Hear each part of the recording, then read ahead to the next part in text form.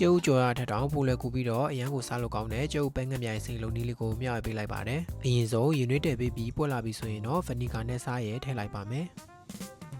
ပြီးရင်ကျုပ်လေးတွေကိုအိုးထဲထည့်ပေးပြီး6မိနစ်လောက်ပြုတ်လိုက်ပါမယ်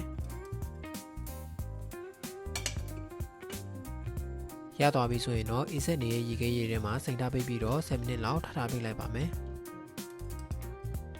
ဒီလိုလုပ်ပေးတာကကျုပ်အခွန်ခွာရတာကိုအရန်လွယ်ကူစေပါတယ်ပြီးရင်တော့ကြက်ဥတွေကိုဗန်ထဲထည့်ပေးပြီးကြက်သွန်နီကြက်သွန်ဖြူငရုတ်သီးအနီကြက်သွန်မိတ်တကြားနှမ်းထည့်ပေးပြီးပန်းကန်ပြားရည်250 ml နဲ့ရေ250 ml ရောထားလေးကိုလောင်းထည့်ပေးပြီးတော့ဖြောထားပေးလိုက်ပါမယ်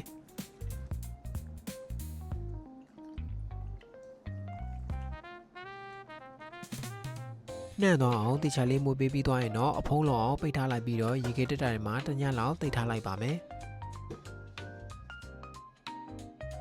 ဒါဆိုရင်တော့အခုလိုမျိုးအတွင်းသားအနစ်လေးတွေနဲ့ရန်ကိုစားလို့ကောင်းတဲ့ကျဲဥပဲငှက်မြိုင်စိတ်လေးကိုရပါပြီနောက်ထပ်စားချင်တာလေးရှိလို့ရှင်လည်းပြောတော့ပေးခဲ့ကြပါဦးနော်